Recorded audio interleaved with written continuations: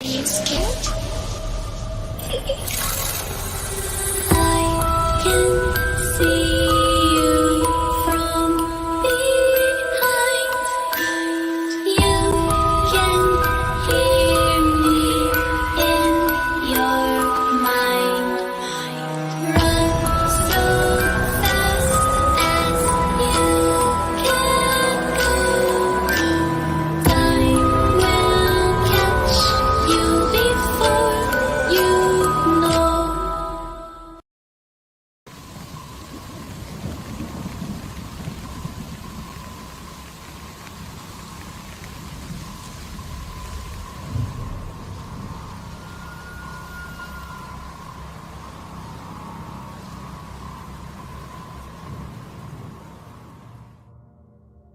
It was 2002. I was living with my boyfriend in a small home, just the two of us. The layout of the bedroom is important to the story.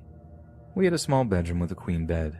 The bed was pushed into a corner with the right side up against a wall, and the left side with a small nightstand and just a small amount of room to walk beside the bed. When you walked into the room, the foot of the bed was immediately to your right, closet door to the left. So, one night, my boyfriend and I are asleep. I slept on the left near the walkway because I tend to get up to pee a lot. I wake up suddenly in the middle of the night. The room is dark, but my eyes are adjusted and I could see everything. I didn't know why I woke up, but right when I did, my dog Daisy came walking into the bedroom, walking right up to me and started happily sniffing my face like she was glad I was awake. And walking right behind my dog was my boyfriend. But something was off about him. He walked with tiny little steps, almost comically small steps, and his head was down, making his long hair cover his face. But I could tell it was him. Same clothes, same hair, same body shape, etc. He baby-stepped all the way around the bed and right up behind my dog. When he made it behind her, she looked back at him and then just walked away, leaving the bedroom entirely. I watched both of them the whole time this took place. I wasn't scared or confused, I was just watching. Then my boyfriend baby-stepped closer to me, and then leaned in over me, his hair still covering his face.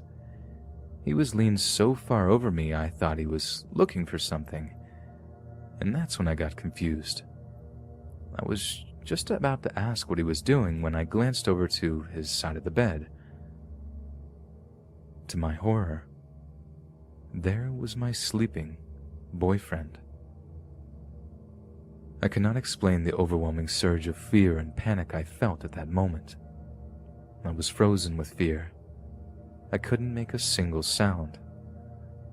When I turned back towards the person I thought was my boyfriend, it quickly and swiftly leaned up straight and stepped backwards into my curtains and completely disappeared. That's when I was finally able to scream, and scream I did. I had no answers, no clue on earth what it was that I had seen. My super Christian friend told me it was a demon, that it took the form of my boyfriend. She explained her reasons, but I have since forgotten what she had told me, and for years after that, nothing like that had ever happened to me again, until 2018. It was summer break 2018. My boyfriend and I had a son in 2005, but we broke up shortly after, unfortunately. He's a good dad. We split amicably. The now ex-boyfriend stops by fairly often, and if I don't hear him at the door, he will come on in. One night, my elderly pug woke me up barking. He sleeps right in my armpit, basically, so I immediately noticed what he was barking at. It was my ex-boyfriend. He was leaning in my bedroom door and he was just smiling at me, with the pug steadily barking at him. As soon as I looked at him, I was immediately just annoyed. He woke me up. So in my sleepy annoyance, I say, "What do you want?" He is still leaning in my door, still smiling at me. "What?" I yelled, angry by that point, and he just shuts the door. That angered me even further because I felt like he had awakened me for something, but he wasn't talking or answering my questions. So I start shouting, I'm up, what is it, I'm up. And I fling the covers off of me, and in a matter of seconds, I open up my bedroom door expecting him to be standing there, but there's nothing.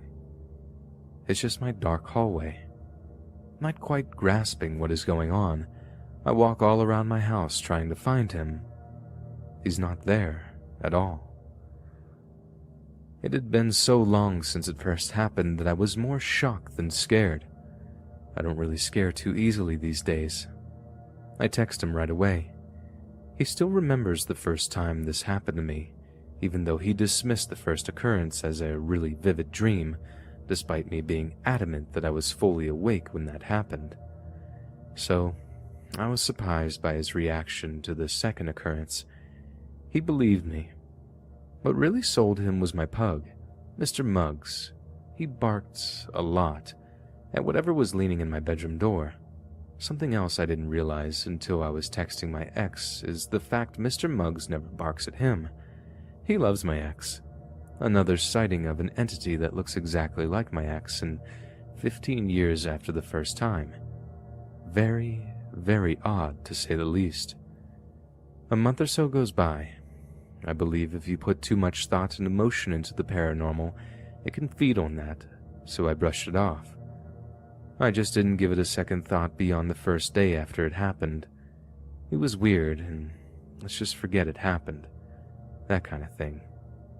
August of 2018, my niece found a tiny little puppy in a ditch on the side of the road. I immediately fell in love and opted to adopt her. Her name is Peekaboo, if you must know. My son and I fell head over heels in love with her. Every night she would whine to get in bed with me and Mr. Muggs, and every night I happily obliged. One night, I woke up to my son standing at the side of my bed. Mom, can I sleep in your bed with the puppy? I was not happy he woke me. You can see the puppy tomorrow, son. But he begged. Please, I want to sleep in the bed with you and the puppy. I was not having it, so I told him, No, son, I barely have room as it is. Go to bed. He hung his head down, but he didn't say anything else. I watched as he left, and I was already feeling guilty. Just as he shut the door, I had a change of heart. I called out, Come back, son, I'm sorry. As I threw back covers and quickly opened my door. My stomach sank when I opened the door and saw nothing. The hallway was empty, dark, and quiet.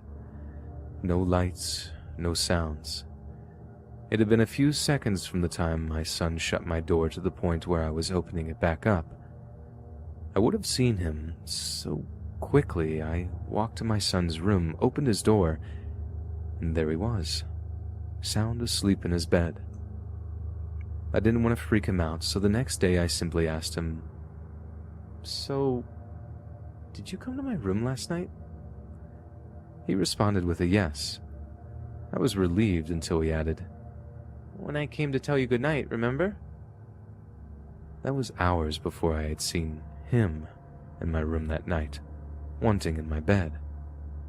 I never told him what happened, and it hasn't happened again. I hope it never does. It does scare me. It spoke. It wanted in my bed. I talked to it. What if I had said yes? I shudder at the thought. I don't know what to make of this. Why do I see entities that look like my loved ones? I have heard other doppelganger stories, but my experience is a little different from the others that I've heard. Are they ghosts? Demons? I'm curious to hear your thoughts.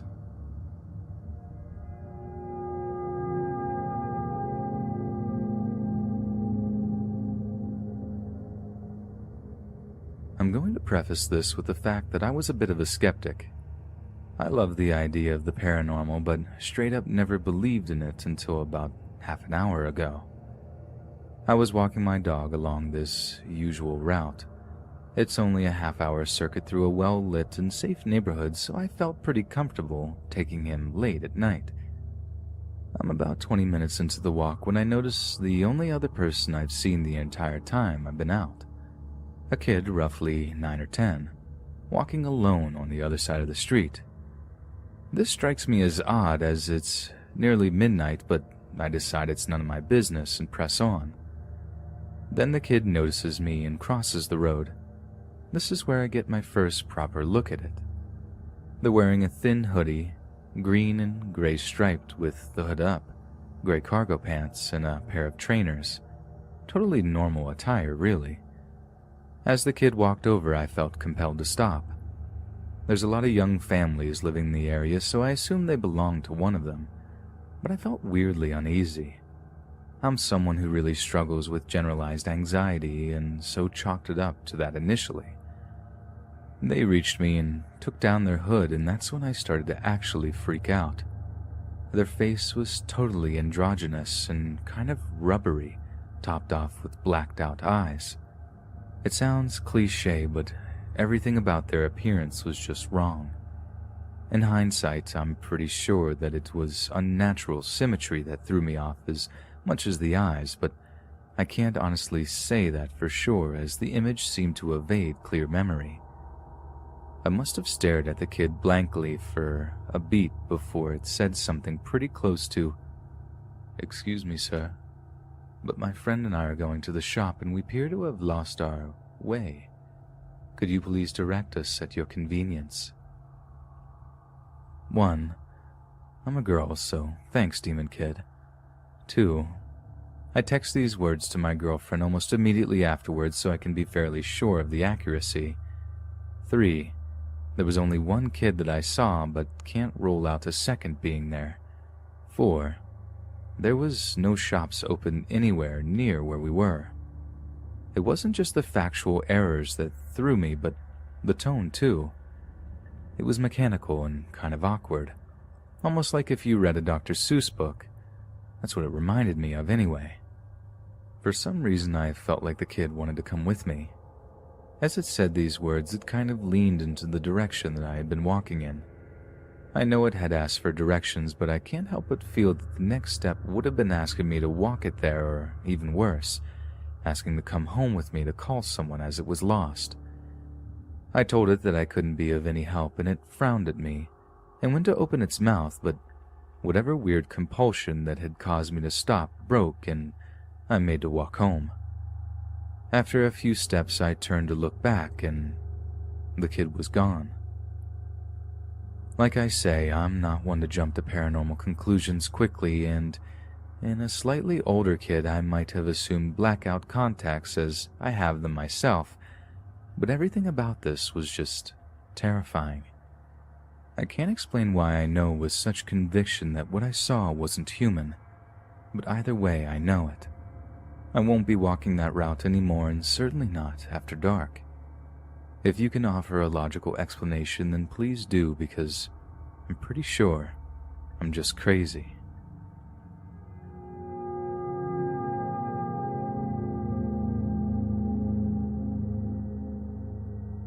On my 10th birthday, I had a few of my friends over for a slumber party, and we had our sleeping bags on the floor of the living room. The living room was at the front of the house and behind our front porch. When you walked into the house through the porch, you'd get to the front door. Once in the doorway, there was a staircase to the left, a half bathroom directly in front, and the living room connected to the dining room to the right. Left of the dining room was the kitchen, behind the half bathroom. Now, back to the slumber party, we were doing whatever it is 10-year-old girls do at sleepovers when I got an uneasy feeling. There were windows behind the couch that were directly looking onto the porch. I remember not wanting to look anywhere near the windows. I was sitting on the floor with my friends when, in the corner of my eye, I saw something bright on the stairs. I didn't want to look, but for whatever reason I did. I looked, and at the bottom of the staircase was a little boy. He was pale, black hair, and had circles around his eyes. He looked calm, and he was just watching. I'm getting chills just as I type this, and I actually want to puke. This wasn't the first time I saw him, though. I immediately turned my head and was just frozen. While I'm sitting there terrified, one of the girls started yelling that there was someone on the porch, and we booked it downstairs. We locked ourselves in my bedroom and sat in a circle and listened as the girl told us there was an old woman on the porch. Each of us were rightfully scared out of our minds. Then the crash happened. In the middle of talking, we heard what sounded like glass shattering. Again, frozen, some of the braver girls who didn't believe us decided to go investigate. We followed, and there was nothing. Absolutely nothing was broken, but we all heard it. It sounded like someone smashed the window in with a baseball bat. We ended up sleeping very closely tucked away in my tiny room that night. Looking back, I don't know why I never woke my parents up during any of that. Babysitting my youngest sister. At this time, it was just me and my 3 sisters, aged 13, 5, and 2. I was still 10. My younger sister and I were home from school with a stomach bug. My mom had to go get my 5-year-old sister from school and asked us to watch our youngest sister. We were sitting in the living room and she was eating some snacks and had a sippy cup of water. The top to the cup must not have been screwed on tight enough because when she knocked it over, water spilled everywhere. My oldest sister went to the kitchen to get some napkins to clean up. When she came back, she handed me some of the napkins and we both started cleaning. We were on our hands and knees wiping up the water when we started to hear banging coming from the second floor. We both paused, looked at each other and said nothing, but we both had that look of, "You heard that too, right?" We stayed silent and kept cleaning. Then again, another bang. At this point, we stand up and are still silent, just staring at the ceiling. Then came the giggles. We heard little kids upstairs, laughing. Then the laughing turned to singing. Just little children singing what sounded like choir singing. My sister scooped up the baby and we ran outside. It was a clear day out that day, and I remember once we got outside it started to rain. We had no choice but to go back inside, but we stayed on the front porch until my mom got home. I have so many stories, but it's too much to share right now. I'm 28 now, and I still have nightmares monthly about being inside that house. There are times now when I question myself if any of that happened and try to search my memory for anything that could have an explanation, but I just can't. Living there honestly changed us all forever. Maybe I'll keep going. So a bit of background story. A lot of people have been asking where this took place. I don't want to give the exact town because I am an anxious weirdo and this is the internet, but it took place outside Boston. Before we moved to the house, I spent the first 9 years of my life in a house we were renting. My childhood was heaven. Absolute 1990s kid heaven. I never had any real paranormal experiences in our first home, but I did have some strange premonitions that came true about family tragedies after I started getting severe migraines, which is what I'm feeling now, so I'm kind of nervous bringing this all up again. But anyway, our landlord was planning on selling our home, so we had to act quick and find a new place. I remember looking at a few homes and going to open houses with family. I remember the open house for this one. I stayed in the car. I told my parents it wasn't the right place, and they went in anyway. Later that week, we got the call that we got the house. My parents were excited to finally be homeowners, but I was still apprehensive, but also still kind of excited to have our own home.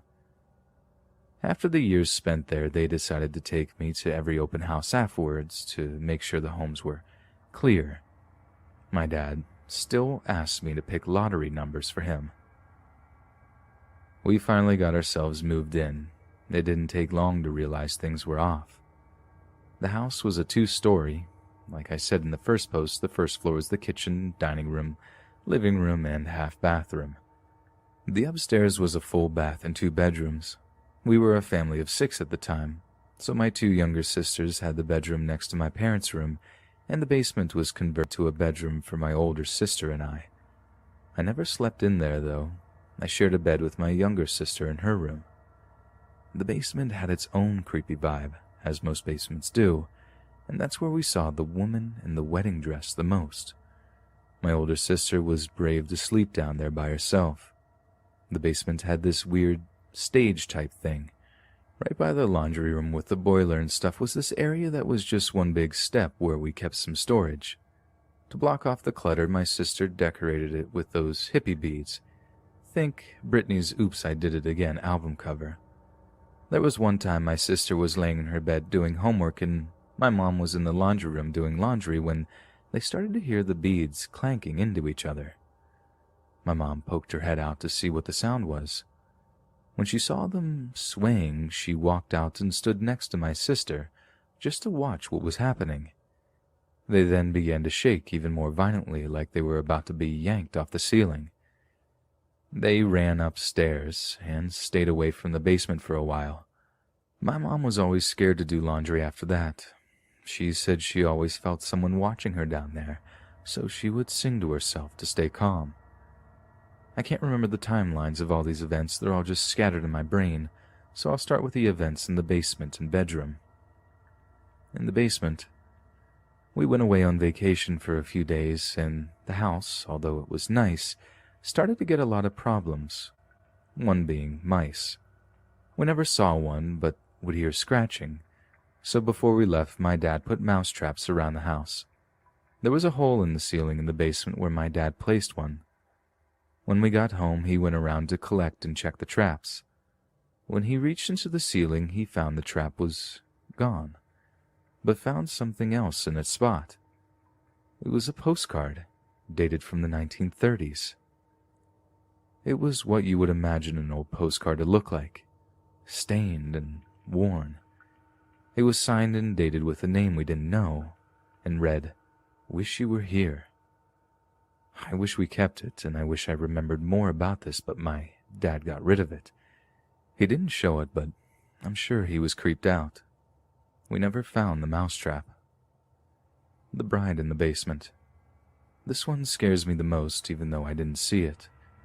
My sister was in her bedroom when she saw the lace in the corner of her eye. She looked up but didn't see anything. She kept doing whatever it was she was doing when she saw it again. Again, nothing. This went on for a few more times when finally she looked up and she saw her. An older woman with frizzy gray hair, looking very disheveled and angry. She had a white veil and a white lace wedding dress. The way my sister described her was that she was standing with her arms at her sides, but kind of stretched out. They were by her sides but not touching her body, and her hands stretched out. My sister said she looked frozen and her face looked stuck, and as quick as she was there, she was gone. My sister was the only one to fully see her. The rest of us would just see the lace pass us in our peripheral vision. So that's what I can remember of the basement at the moment, so I'll now switch to the little boy. The first time I saw him was in the upstairs bathroom. I had just finished up in the shower and was looking in the mirror and combing out my hair. I know this is going to sound cliché, but the mirrors we had above the sink were cabinets split into 4, so one was slightly open, which gave me more of a view of the bathroom. As I was brushing my hair, I looked down for a second and back up, and that's when I saw him for the first time. I looked in the mirror and saw him standing behind me on my left side. He had the same expression on his face as the first story. Calm, but his eyes looked sad. They were dark. His skin was pale. But for some reason I remember him wearing a type of scaly cap, but his hair was black and messy underneath it. I, of course, screamed and ran to my mom's room. This all lasted about 5 seconds. The second time I saw him, he didn't have the hat. It was the time of the slumber party. We had this banister-type thing at the end of the stairs. He was standing on the last step with his elbows rested on the banister. Again, just watching. He scared me, but made me sad. My family's experiences. My older sister saw the nurse. She walked into the living room and saw a nurse casually sitting on her couch. She was dressed in the traditional old-fashioned nurse dress and hat. My little sister, who was 5, was sitting in the kitchen with my parents as they cooked dinner. I remember watching TV when I heard screaming coming from the kitchen. Curious, I walked in and saw my parents trying to calm her down. She said someone was trying to hold her hand. She had her hands behind her back, playing with the chairs, so my dad tried convincing her that it was her own hand touching the other. She didn't buy that. She's 24 now and still stands by what she felt. She felt someone grab her hand. Another time, with that same sister, my mom was washing her hair in the kitchen sink. The way my mom would do it was she would lay a towel on the counter, and we would lay on it, and our heads would halfway hang in the sink. So while she was getting her hair washed, she was looking at a box of strawberries on the counter. She yelled for my mom to look, and they both watched as the brand new strawberries turned moldy in a matter of a minute. My youngest sister, she was 2, almost 3 at the time. She used to scream and cry about that mean man. My mom would try to calm her, but without much luck. She would ask her, "What man? Where is the man?" And she would point to the stairs and hide her face away. The way the stairs was designed was they were mostly just straight down, but towards the end they would turn. She would always point to the corner of the stairs. It was the 5th step. Every time we had company over, someone would fall down those stairs once they reached the 5th step. We never told anyone our house was haunted because, honestly, who wants to tell people that? But every person who came over and fell on those stairs said it felt like someone pulled their leg down. They all fell the same way. It happened to me, my mom, and one of my other sisters, and yeah, it did feel like that. One time my mom was home alone. She was sitting on her bed when, out of nowhere, a pillow was thrown in her face. My parents saw a teddy bear get picked up off a shelf and carefully be placed on the floor, like gently, just in the air. Same thing with a Cheerio another time. There was also a Furby we had. What a kid in 2000 didn't have one. Thing would go crazy at random times, saying things Furbies didn't even say. We took the batteries out and tossed it in the basement. It never stopped, even without batteries. We ended up throwing it out. When we were getting close to moving, we had one neighbor tell us that way back in the 1940s or 50s that a nurse lived there with her son. I always wondered if the little boy was there with his mom, the nurse who was on the couch. Another neighbor came by once for a cookout. He had a bit too much to drink and went on to tell this crazy story about the whole block was notoriously haunted. We never told anyone about our experiences. It was guaranteed that he didn't know.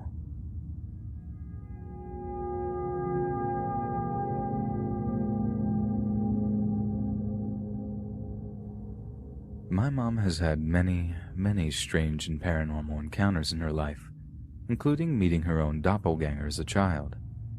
She's had many stories to tell me, and I grew up hearing them, about the flying cups in her bedroom and the vacuum cleaner running by itself when she was a little girl.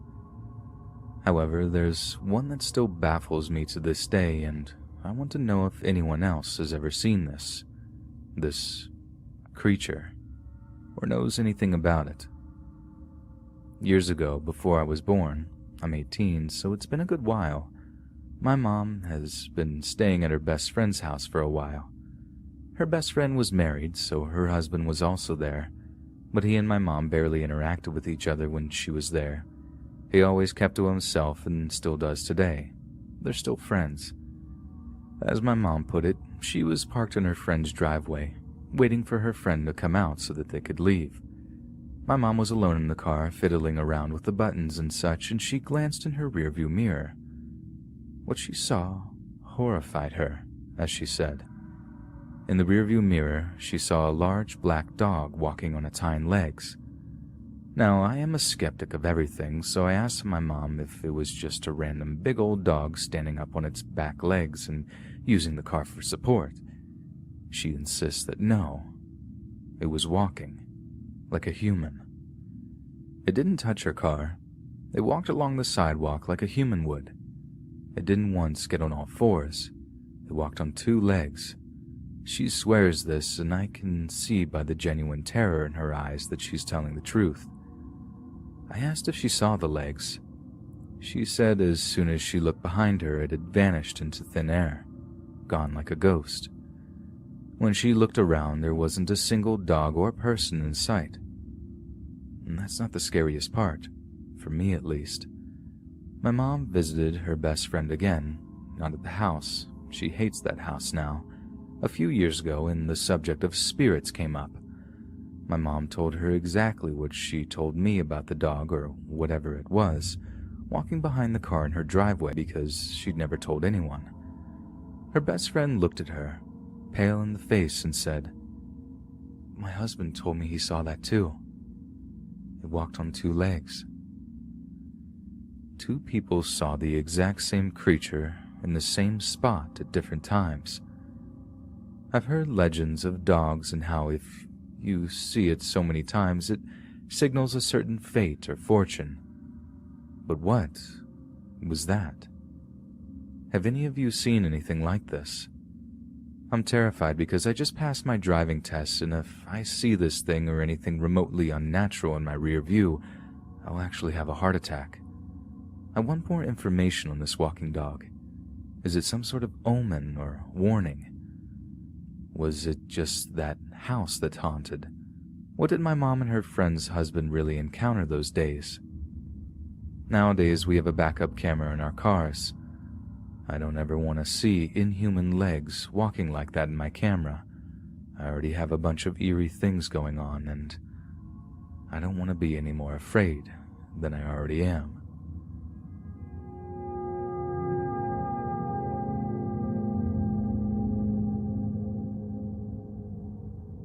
I moved across the country a few months ago for school, and I live in an off-campus apartment that's leased by the school. I've been having some very strange and frightening occurrences in this apartment, and I have to tell someone about it and hopefully get some insight on what I should do. The first thing I remember happening was very mild, as most paranormal experiences start out. I was lying in bed drawing when I saw motion out of the corner of my eye. And when I looked up, my bathroom door handle slowly turned and the door opened. Mind you, it has a long handle, so I could clearly see it turn, and this door is a pain to open, let alone on its own. I stared in disbelief for a couple of seconds. A million rationalizations were running through my mind, and I couldn't make sense of any of them. I don't remember being scared. I was just extremely confused. This particular door opens on its own every single day without fail, and multiple people have claimed they felt something tug on the door when they try to close it. I've also had some absolutely horrifying sleep paralysis episodes which might not be related but I feel are worth noting, where a tall, silhouetted shadow figure emerges from that door and creeps towards me until its hands are around my neck and I'm gasping for breath. Side note, I've made it a bit of a habit to close the door whenever I leave, and after I regain consciousness from these episodes, sometimes the door will open. That might just be me being forgetful, though. At least that's what I tell myself. Doors opening and nightmares weren't even the beginning of it, though. One night, my roommates and I were in the living room when all of a sudden there was a giant cluttering sound coming from my room. It sounded as if though someone was rummaging through my stuff very violently. We all looked at each other and immediately thought someone broke in, so we armed ourselves and cracked open the door only to find no one in the room, and all of my belongings scattered around my room. My tapestries were torn down, my makeup was thrown around every corner of my room, and my bed sheets were ripped off. I've had a lot of paranormal occurrences in the past, but in that moment, I experienced a fear I've never felt before. My roommates and I saged our apartment after that, and things were okay for a while. Aside from my door opening and the occasional fallen object, things quieted down for a bit. I became heavily involved in my schoolwork and didn't really have time to think about demons. They were really the least of my problems. But today, things have begun to escalate. As I was sitting in class, my roommate walked in with a startled look on her face and said, "I thought you hadn't left yet." I raised my eyebrow and she explained that as she was leaving our apartment, she heard her name being called from my room. She responded, "Yeah?" but didn't get a reply, so she just left. My roommate's not the one to make stuff up like that, and her family are very cognizant of the paranormal world. I told her that was really strange and hoped that it was a one-time thing, but apparently not. We got home from class today and all of our cupboards were open and both of our bedroom doors were locked. We exchanged our WTFs and went to investigate. We searched the apartment for something or someone, but to no avail. We met back in our kitchen and talked about what was happening when all of a sudden we heard a loud crash come from her room. Simultaneously, we stopped conversing and I said, "You heard that too, right?" She immediately went towards the sound and discovered that her bathroom door, the closet door, and the washer and dryer were all open. We didn't say a word, casually left the apartment, and haven't come back since. So what do I do in this situation? I have 10 weeks of school left, and unfortunately switching apartments and moving out isn't an option. Thanks in advance for your answers and even reading this far.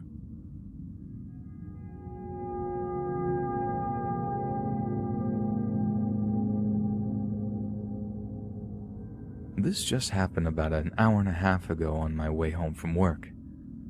I live in Central Texas, San Antonio to be exact. This whole incident happened in the span of maybe 30 to 45 seconds, maybe a minute, but it felt pretty quick and surreal. I was driving on a short stretch of elevated highway, Wurzbach Parkway if you know the city, traveling northbound between 281 cutting over to 35. I was passing the airport, just past Thousand Oaks, where the highway straightens out for a few miles until it slopes to ground level. It was raining and there are not many streetlights on this part of the highway. I was traveling about 60 or 65 miles per hour. My car is a little sedan, so I had a low view of the road.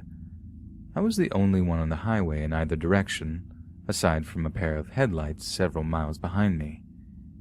In the distance ahead, maybe a half a mile or so, I saw what looked like a man, a human outline, running or jogging on the right-hand shoulder of the road.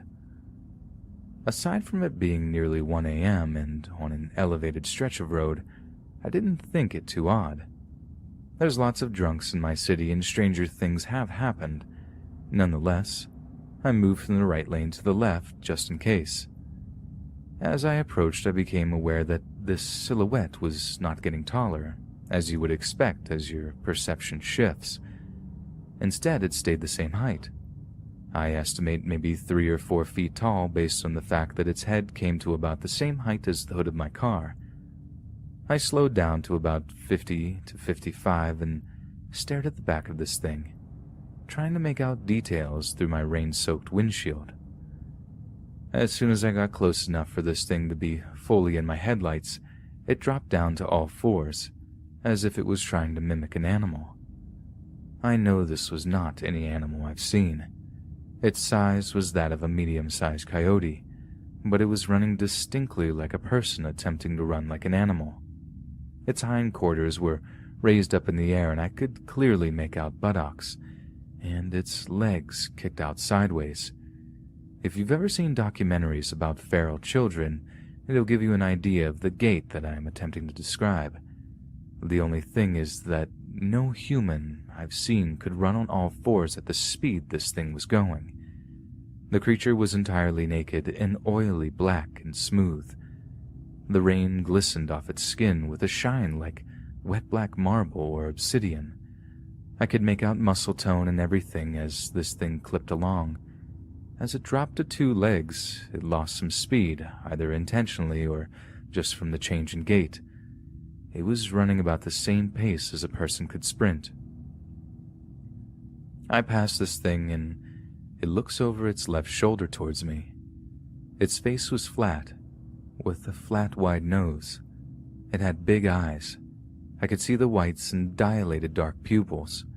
There was no eye shine, which I think is unusual, just those eyes against the black of its skin, though it never looked directly in my headlight beams, so that may be inconsequential.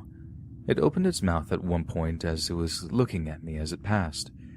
Its teeth were flat and white like a human's, but with larger and more prominent canines. It had hands and feet like a person. I couldn't make out any genitalia, but it was distinctly male in its general appearance. It had what could be best described as a swimmer's build. Its body was proportionate to that of any other human, just scaled down. No crazy long limbs or anything like that.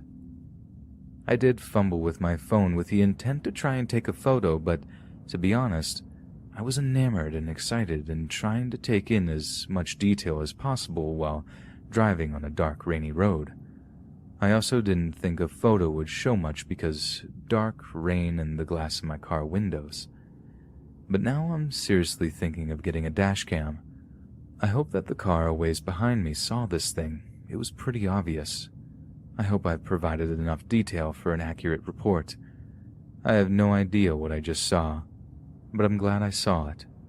It didn't seem malicious. It looked scared, like it was not happy to be up there and just wanted to get down off the highway. I got the very distinct impression that the only reason it dropped to all fours was in an attempt to mimic an animal and draw less attention to itself. He didn't have far to go till the exit, but there's a well-lit gas station and intersection there. Aside from a few apartment buildings and scattered industrial areas, the only other stuff along the stretch is a small amusement park and the airport. There is an old abandoned concrete plant in the area next to the highway. Again, if you're local to the area, you'd know exactly what I'm talking about. That was my first thought as to where it could have come from. It was heading away from this, though, and towards a populated area, so it doesn't make much sense. I'm still just floored that I saw this thing. I'm totally open to proving more details, but I believe this to be pretty concise.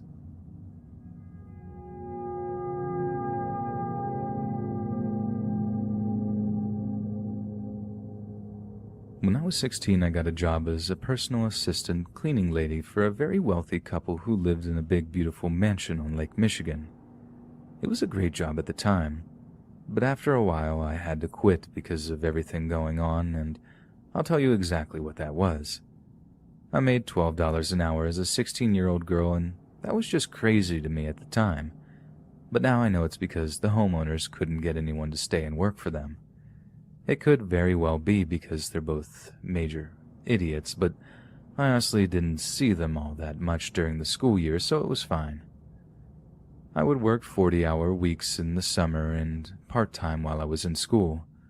So during the school year, I would hardly see the homeowners and would be left alone to clean the house. I had a key, alarm code, and gate code so I could let myself in and out. In the summer months, I had help from a few other employees, but in the school year I didn't. At first, I loved being in the house by myself. Don't get me wrong. The place was absolutely gorgeous, right on Lake Michigan, so I'd always open all the curtains to let the sunshine in and blast the surround sound speakers while I cleaned. It wasn't until I was by myself that I started noticing how weird the place was. Nothing ever exactly felt welcoming about the place. Sure, it was pretty to look at, but it was modern and everything was hard marble and stone, not very homey feeling. My first experience happened when I was cleaning one day in silence. I remember specifically not turning on the music because I had a bad headache that day. All of a sudden, the speaker to the upstairs part of the house turned on. The way their speaker system works, you can control it by a touchpad in the kitchen, which would play the music everywhere besides the basement and master bedroom. To play music in those areas, you have to go to the touchpad and turn it on by the control pad and sync it up with the rest of the house. The reason this was so alarming was I was the only one there. I walked up to the stairs to go check out what was going on and figured out why the music turned on seemingly by itself. I looked around and called out the homeowners' names, thinking someone just came in without me noticing or something, but the doors were all still locked and no one was home. I shut off the music and went back downstairs, not thinking much of it. It started happening more often. I'd be listening to music and would turn it off, or it would be off and would turn on in a completely different area of the house. I brushed it off as faulty and didn't think much of it. The second, most prevalent story I remember from working was when I was cleaning the workout room in their basement. I never wanted to go in this room, and I really couldn't tell you why. Something about this room was weird. It was super cold and dark, and I just felt really anxious in that room. I definitely tried to avoid it, but my boss would get mad when dust would build up, so I forced myself to go in there once a week to tidy up. Anyway, I was in the workout room using a broom and a mop. I remember sweeping up the floor and propping the broom against a machine while I used the mop. Suddenly, the broom fell over, hitting the wall, the baseboard, and the floor as it fell, causing 3 distinct knocks. What I heard after scared me so badly I refused to go into the room by myself ever again. Immediately following the knocks made by the broom falling, 3 knocks responded in the exact pattern the broom fell, but it was coming from inside of the wall. I know what you're thinking, but no, it was not an echo. It was not a scared animal. It was knocking. Deliberate knocking. I was completely alone in a big, quiet house in the middle of nowhere, and someone is knocking back at me from inside the wall. To this day, I have absolutely no explanation for what I experienced. Lastly, this was the first and only time I had ever seen anything paranormal with my 2 eyes, and I know this time it's not me being paranoid or crazy, because I was with a coworker who saw it too. Sometimes my boss would rent out her guest house and we would clean it before the guests arrived. So this guest house has a glass hallway leading from one main area of the house to another. I was cleaning the glass while one of my coworkers, Bob, was standing next to me talking.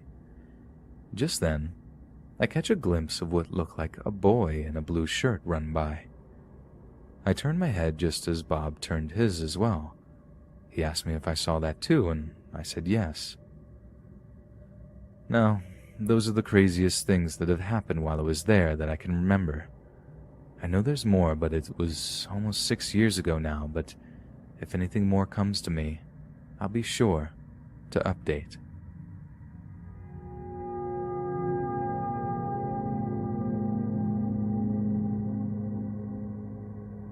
This story is going to sound totally out there and fake, but it was real, and it got scary. When my son was around 4, he's 10 now, he dreamt of this thing he called the Garfield thing. This was very strange to me because it wasn't Garfield. He made sure to add thing to it. He says it was in his dreams and it was scary. He'd either wake up screaming or just come get me in bed. I began to get concerned and started asking questions. The reason I didn't ask questions at first is because he had lots of imaginary friends and lived, he still does at sometimes, in his very own little imaginary world. He is an only child, and where we live there weren't any kids his age to play with. I should also mention he has ADHD and is high-functioning autistic. This went on for almost a year, and I finally started to probe him about this thing he was so afraid of in his dreams. I'm not sure how he told me it started, I can't remember. But in one conversation he finally told me that the Garfield thing asked him to live in the dream world with him, and he said no, but he invited the Garfield thing to come live in his room. He then shared with me that he invited it into my room, and I freaked a little. We had to have a talk about you never inviting things in. That's when I started to get freaked out. His room always felt wrong. My mom hated going in there, and she's more sensitive than me, and my cat started to lay outside Gavin's door when he was sleeping, and then he began sleeping with him. This was very unusual because my cat didn't like Gavin and was very attached to me. You know, always under my feet like a kid. I don't know why this should matter, but I will tell you that we're Catholic. Gavin became so distressed that I taught him to say, "I rebuke you in the name of Jesus Christ," to Garfield thing if he was scared. One night, he had snuck into my bed, and I will stress that he was asleep. He woke me up saying the phrase a little loud and very firmly. That scared the life out of me. I remember lying there and praying to God and every saint I could think of to intercede on our behalf.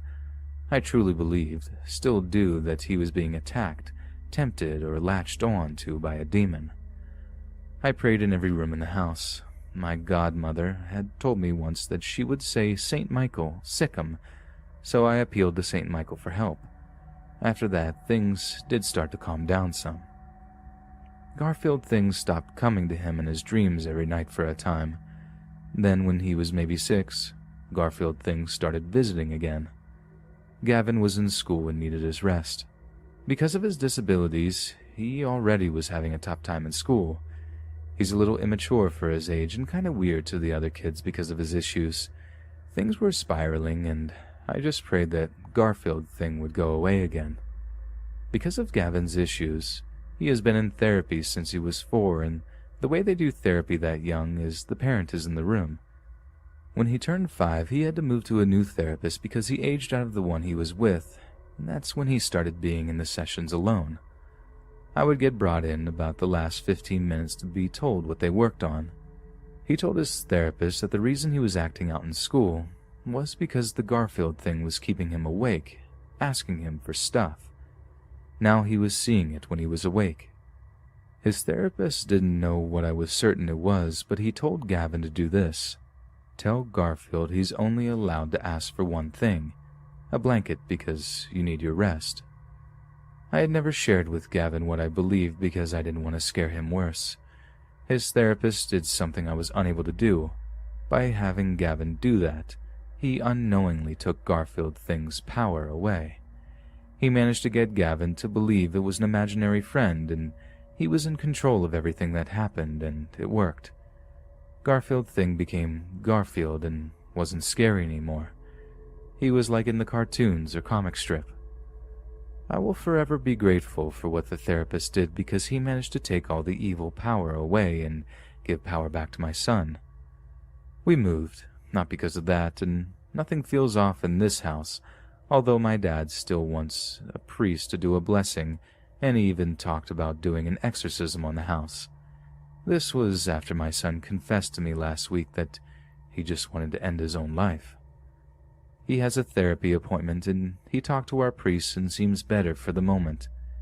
I know this sounds made up, but I promise it's not. It was very real and very scary. I'm a skeptic just about everything, but I know evil is real and I know demons are real too. I'm not, however, suggesting my son was possessed. He wasn't. He was being manipulated by something. I pray nothing like this ever happens to you or your family.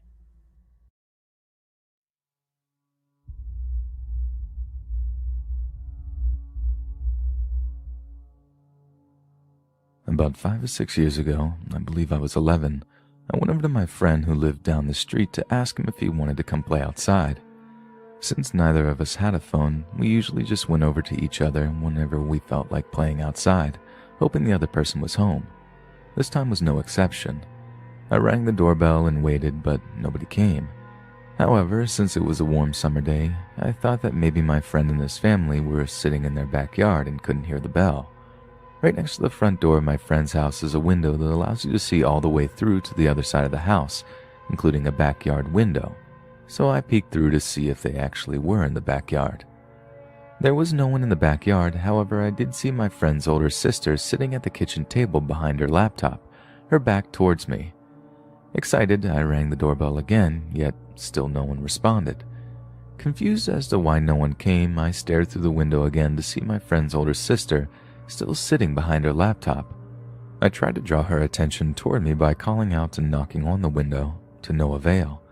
The longer I kept looking at her, the more I started to notice something was off. Not only did she not respond to anything I did, she seemed to not move at all, as in not a single muscle.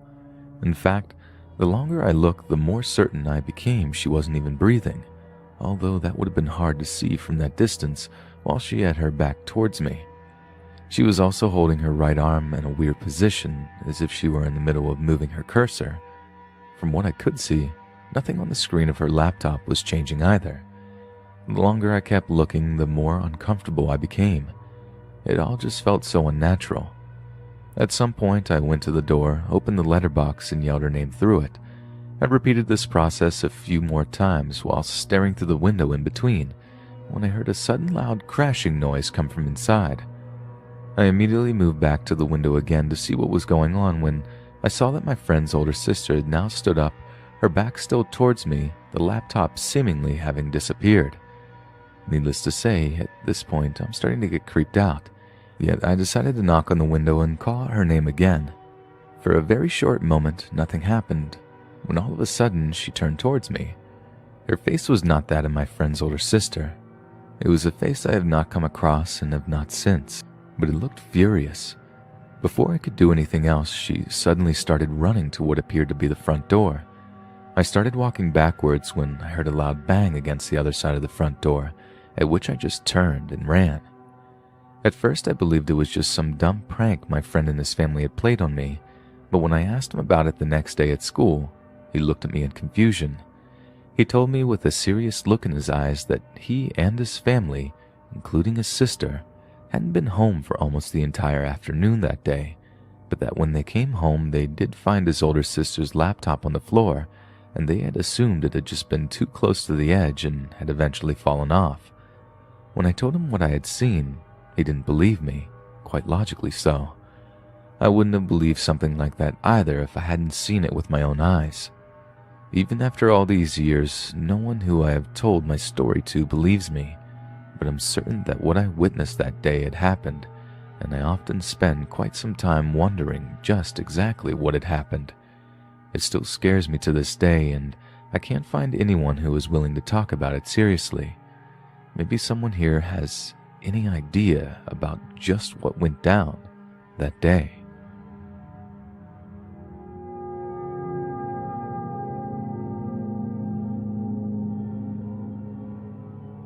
This happened about 3 years ago, but it still bothers me to this day. I hope you guys can help me figure out what had happened.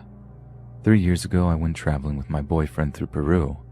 I had been traveling for 19 hours by the time I finally reached my hostel in Lima. I just passed out and slept like a baby. The next day, I woke up and felt so jet-lagged that I had to take a nap. My boyfriend felt fine, so stayed in the communal room to use the Wi-Fi. As I was sleeping, I sensed something in my room with me, and I slightly opened my eyes to see some dark shadow crouching next to me. As I was too tired, I couldn't open my eyes, and I assumed it was my boyfriend. Except, my boyfriend came walking through the door 30 seconds later. Since I was so tired and jet-lagged, I didn't think much of it, until that night. We were sleeping, and in the middle of the night I woke up. I felt my boyfriend messing with the blanket, but when I looked up, I saw this humanoid figure dancing through our room, really dancing from one side of the room to the other. I screamed to my boyfriend that there was someone in our room. He told me there wasn't and that it was just him messing with the blankets, but I still saw the figure and I kept seeing it. Still freaking out, my boyfriend turned on the light and, of course, there was nothing there. The figure was gone. The next day, we debated to ask for another room as we were going to stay there for 1 or 2 more nights. I didn't dare to ask the staff because I felt silly. As we were debating, there was a knock on the door and one of the hostel ladies came to ask if we were okay with switching rooms as they were going to do repairs in this one. I've never felt so relieved. I don't know what was in my room. I saw it, but my boyfriend didn't, and I can't seem to figure out why they decided to fix the room that day. There wasn't something wrong with it in any way. Did they hear me scream that night? I hope you guys can tell me what had happened. I'm quite sure that it wasn't sleep paralysis as I was fully awake and able to move. That said, it wasn't a nightmare neither as I was awake.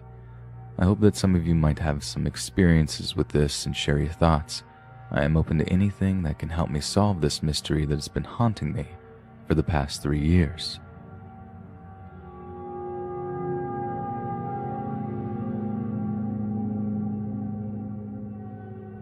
This happened about 6 to 7 years ago.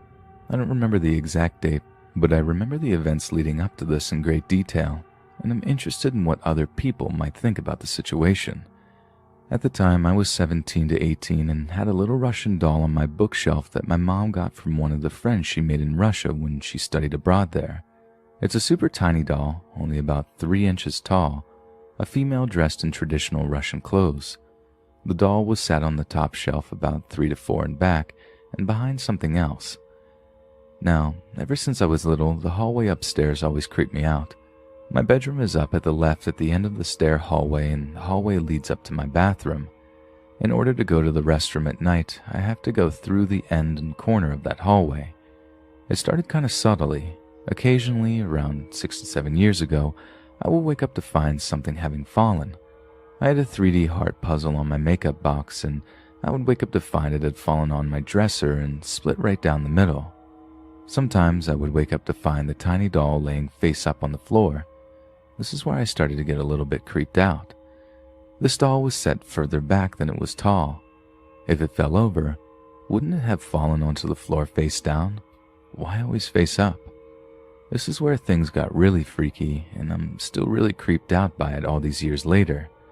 I was headed upstairs to the aforementioned bathroom, and I turned on the lights to the hallway before I walked up. Like I said, the hallway always freaked me out, and the lights turned on and then flashed out. When I flipped the switch off, the lights flashed back on and then off. I figured, it's an old house, whatever, and went up to the bathroom anyway. The bathroom light switch did the same thing. I got frustrated by this, so I started to angrily flash the light switch on and off very quickly. During one of the bursts of light, I saw a young man, probably early 20s, standing directly behind me with straightish black hair near his shoulders. He didn't feel super scary or dangerous or anything, but I still panicked, told my dad that the lights were having issues, and when he flipped the hallway and bathroom light switches, the lights turned on with no issue. I still feel that awful, creepy being watched feeling in the hallway to this day. I felt like I've been watched my whole life while in that hallway. The heart puzzle and the doll started to fall a little more frequently after that. I was clearly not happy about it, so when my parents were gone, I yelled for whatever it was to leave me alone. After that, the puzzle and the doll stopped falling. I even moved the tiny doll downstairs and out of my room. The awful part is the top of the hallway still gives me this super creepy feeling like I'm being watched, though that might be the 50-ish family portraits hanging on the wall of the hallway. I've had friends who have stayed in the guest room downstairs say that they felt like someone was watching them all night, or that they heard lots of creaky noises. What this comes down to is, am I safe? I mean, I've grown up in this house, but this ghost or spirit, something that's biding its time, or is this all my super active imagination? Is this just me being super paranoid and seeing things that aren't there, or is this a nice ghost, or are there other things I need to worry about? I'm scared to ask for paranormal investigator help for fear that my parents would judge me or that the investigator would awaken something that would make things worse. I'm just curious what you people think. Did the ghost I see actually leave? Was he not real to begin with? Is there more ghosts or spirits at my house? And do I need to worry about them?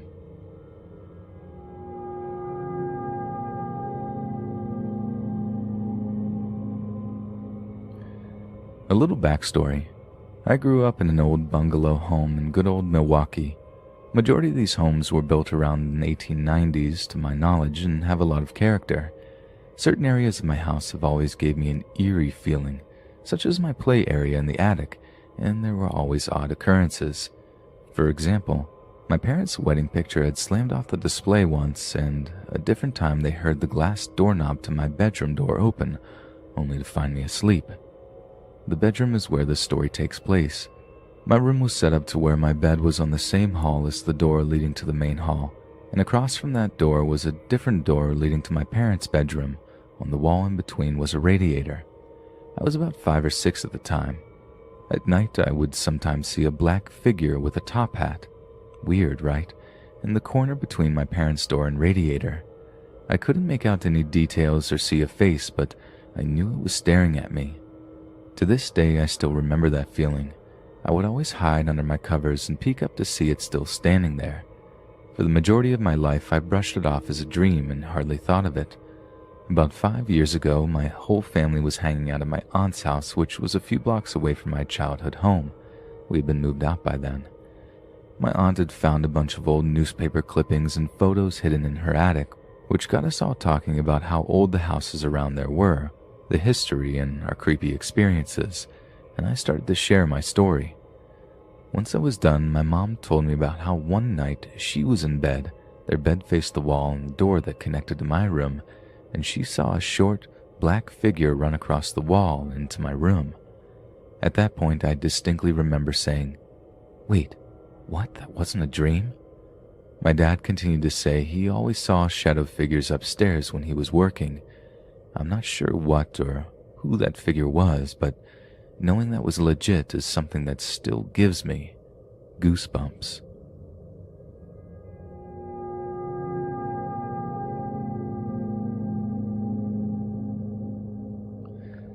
This was about 4 years ago, but I figured y'all would like to hear the story. I was 18 and I was driving home from a church function. It was about 9 at night and dark outside. I live in a rural area, so there weren't any other cars on the road. I was going about 50 miles per hour. I wasn't sleepy, again, only 9 p.m., but I had the radio on in the car, just as something to listen to. Suddenly, I felt very chilled. I'd had experience with dark entities in the past, so I knew what it felt like, and I felt very, very scared. Then the song stopped on the radio, and instead, from the car speakers, came the sound of laughter. It sounded like coyotes, honestly, if you've ever heard a pack of them laughing together. I quickly turned off the radio. Then, from outside the car, right outside the driver's side window, I heard a sing-song voice go, "Hey, look over here." And then seconds later, from the other side of the car came a very loud, very high-pitched scream that went under the car and out the back. Finally, from my turned-off car speakers came the laughter again, as if they were laughing at how good they had scared me. I started praying and didn't stop till I got home and used some holy water and blessed salts on myself. I've always felt that this was demonic, since the spirits seemed to be doing what they were doing simply to scare or hurt me. Maybe they wanted me to drive off the road. I've had other intense experiences, but this one will always stay in my mind as the worst of the lot.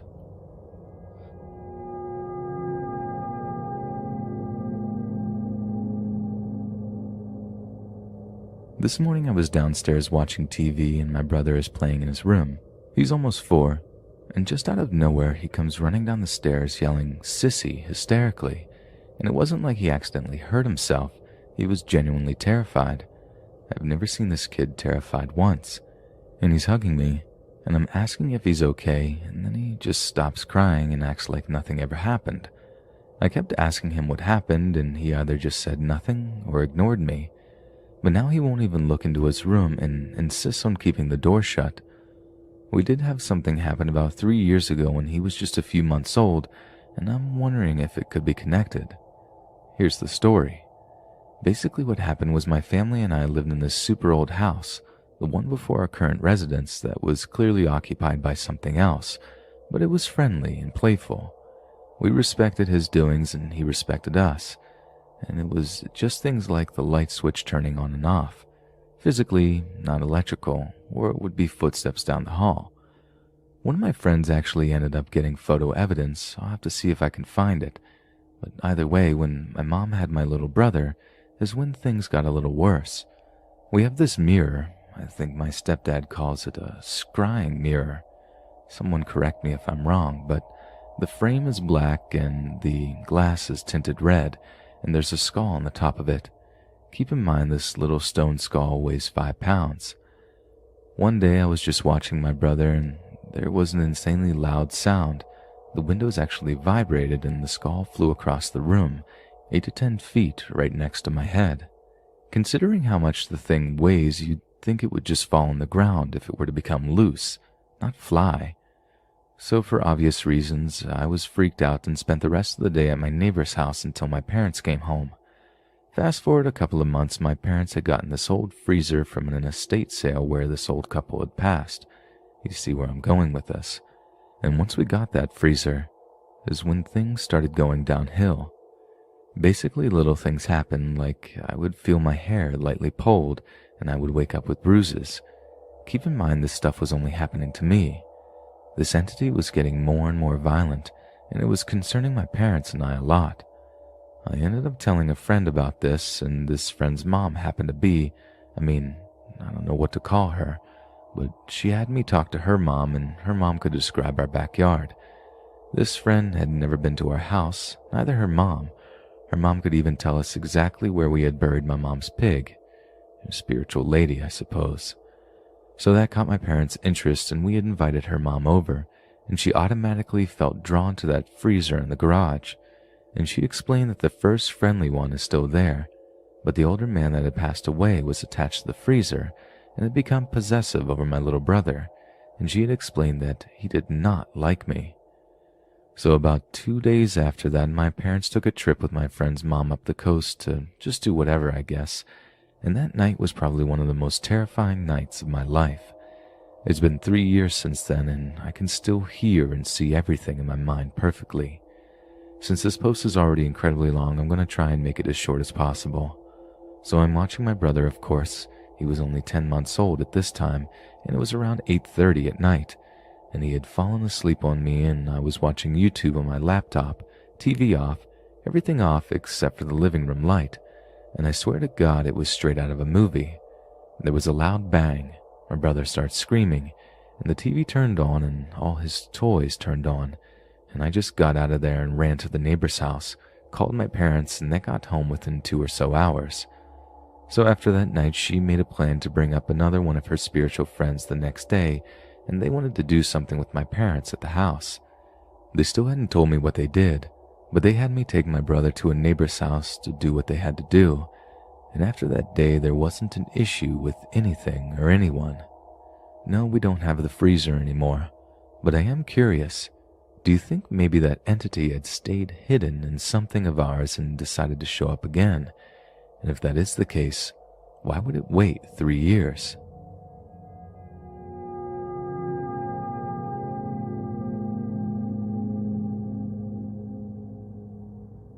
I work in property management. When people move out, they leave stuff behind, and it's like a treasure hunt sometimes. Well, this particular home that my company owns had a house fire. I was sent out with a fire inspector to oversee the damages. The fire inspector did his job and left, and I was looking at all the burnt items. I came to the vanity in the bedroom, watches, sunglasses, jewelry, all melted and damaged. I saw a watch box, and I ran my thumb across the face, and to my surprise, the watch was still ticking. It had a nice gold face to it. I picked up the watch and cleaned it up, and it was in perfect condition. The fire didn't faze this thing. It was an Invicta. I tried it on, and it fit. In my mind, I was thinking, score, right? A really nice watch. Usually I just sell items I find, but not this. This was a really classy one. I wore it a few times and started wearing it when I would go out with my girlfriend. After I got that watch, me and my girlfriend started to argue and fight a lot. Feelings changed for each other for no reason, and we eventually broke up. At this time, I didn't suspect the watch. The next time I wore it, it was a few days before my birthday weekend. Happened to fall on a Super Bowl Sunday, so I was excited. I wore that watch every day. I started to feel sick that Friday, and by Sunday, my birthday, I was so sick I couldn't get out of bed. Still, have not suspected the watch. So a week later, I feel great and go out with friends downtown, so, I had to wear the watch. I departed early because I work part-time at a bar. I get home after my shift about 2:30 and crash. About 20 minutes later, I wake up to this beeping noise. I am so disoriented, I am reaching around for my phone to shut the alarm off, but it's not my phone. I hear some shouting outside, so I look out my window and see people in the garage access road of the condos. I'm still confused and don't know what was beeping. I get out of bed because I notice the light on in the living room coming under my door. I go to open my door and I couldn't believe my eyes. The entire living room was filled with smoke, and then it hit me. The condo is on fire. I scramble to throw some jeans and a t-shirt on and run outside to where everyone else is, and sure enough, our garage is in flames. People are all out watching the spectacle and the fire trucks show up. They go in and put out the fire. Luckily, nobody was hurt thanks to the sprinkler system containing the fire in the garage.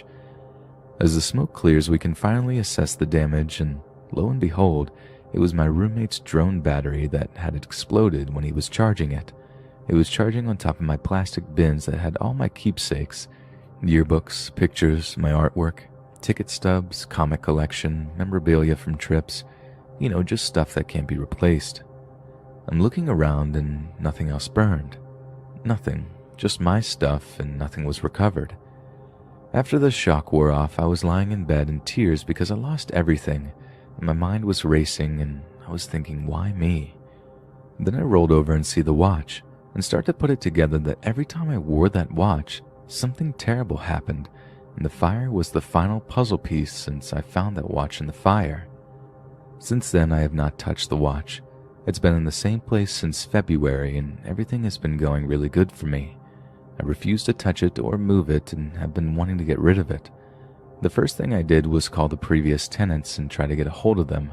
I left several voicemails stating I recovered their watch and wanted to return it, but they never called back or contacted me.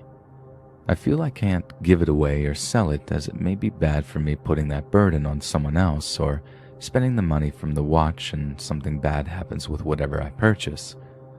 I have told my friends asking if anyone wants the watch with full disclosure of the events I went through when I wore it, and everyone refuses. No surprise there.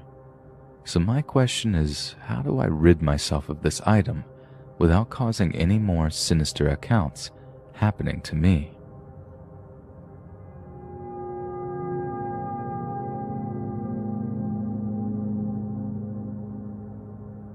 I live with my boyfriend in the house he grew up in. I would stay the night with him sometimes before moving in, and from pretty early on, he told me that at some point, everyone always sees someone or something in this house. I guess he wanted to warn me so I wouldn't be freaked out when or if it happened. He told me to let him know if I saw or experienced anything, but wouldn't go into details of anyone else's past experiences. I guess so he would know if it was the same thing as everyone else without putting any ideas in my head. Fast forward to about 2 years ago, right before I actually moved in all the way, but was pretty much staying there all the time, just waiting for the lease of my apartment to end. I was in the laundry room, bent over taking clothes out of the dryer to fold, and I felt what I thought was him walk up behind me and pinch my butt. I turned around and no one was in the room with me, so I stepped out and looked into the living room, and he was laying on the couch. No way for him to get there without me hearing or seeing him go from where I was to where he was that quickly. So I told him about it, and he asked me some questions but seemed a little surprised by what I experienced. I didn't know if he didn't believe me or what, which was weird since he had already warned me of seeing things. Now onto the bathroom, and this happens frequently. I often get the feeling of someone stepping into the shower with me, yet there is no one there. No one in the bathroom at all. I have never seen anything up until last week. I was asleep and had been so for a couple of hours. My boyfriend hadn't come to bed yet, so he stays up a lot later than I do.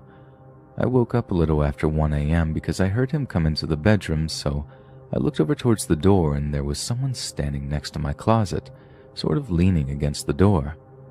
I knew it wasn't him immediately. It was a silhouette of a man who was standing there watching me. I focused my eyes and tried to see better, to try to focus what in my bedroom could make it look like a shadow of a man, but there was nothing different about my bedroom, except him in there. I closed my eyes for a few seconds and opened them again, and he was still there, so I told him that I was going back to sleep, and he could stay as long as he didn't bother me. I never felt threatened by him, but I did instantly feel like this is who I had felt in the house. I told my boyfriend about it the next day, and again, he seemed a little confused, so he finally tells me that there had never been a man. It's always been a little girl, but no one has ever seen a man. So now he thinks that this man came with me, but I had never seen or felt him anywhere before. Does anyone know why I'm the only one seeing this man? And if he did come with me from somewhere, why had I never seen or felt him before moving into this house.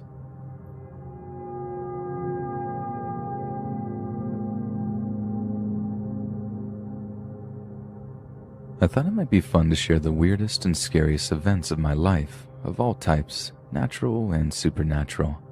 My first post, but I do love spooky stuff, so I hope you folks find this interesting and or some insights to share. I'll start with the less ghostly stuff and work from there as best as I can recall. The Curious Cats. 17 years ago, 5 of us went camping in the wilderness. For most of us, it was our first foray into the deep woods to spend a night instead of just drinking on a beach. We were all in our mid to late teens. We had found a deer trail in a clearing and decided to set up for the night, made a fire, and settled in. 3 of us couldn't sleep and instead sat by the fire roasting some hot dogs and chatting. I can't recall the time exactly, of course, but it was quite late, between midnight and 1 a.m. That's when we heard the low but very large snarl of a wildcat in the distance. The 3 of us got startle-eyed and just shared looks at each other. Naive kids were not prepared for wildlife. A minute later, the next growl came, but this time from another direction, followed shortly thereafter by another growl opposite, like 3 points of a triangle around, and we got spooked pretty good. That worsened when another cat snarl came from the first direction, only closer, and the second direction, also closer, and the third even closer. These bloody cats were each making a distraction in their one spot while the other 2 advanced, and the second would make a noise so the other 2 could advance, as they kept taking turns. Outside of the situation now, it was actually quite remarkable to witness. The last snarl came at the edge of the camp in the tree line. It was a very small clearing we were in, so it was basically no more than 10 feet from us at the fire. We kept waving our flashlights around but could catch nothing. The only cats native to this area were cougars and lynx. We always assumed it was the latter. We never heard nor saw anything after that last noise. I assumed they just wanted to investigate the smell of cooking meat and were deterred by the fire and group of people. But man, wildcats scare the crap out of me. Needless to say, the 3 of us did not sleep that night.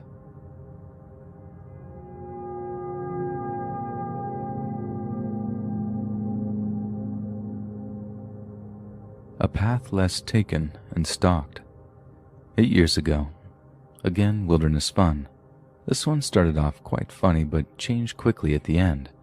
I was hiking with my friend in a national park, family area with lots of foot traffic and trails, very busy most of the year.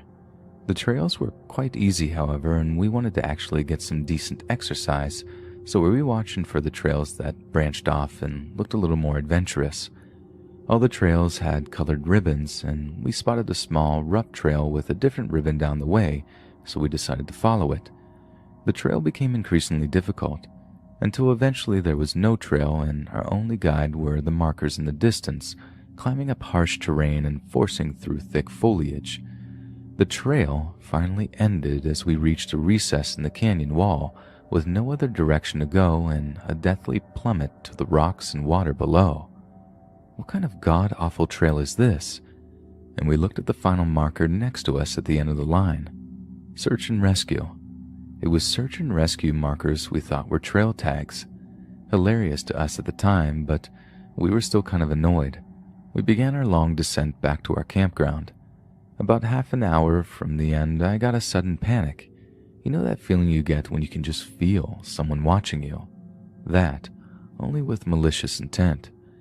My mind was racing and I just knew we were being watched and stalked by something. I began looking around and watching the trees behind and beside us. What was really concerning was when my friend noticed my sudden shift and said simply, "You feel it too." He said he felt that we were being stalked by something and he just knew it. Caveman's sixth sense, ladies and gentlemen. It's real. Nothing ever came bounding out of the woods for us, thankfully, and the feeling subsided a couple of minutes later, but that deep-rooted feeling of instinctual danger is still vivid in my memories.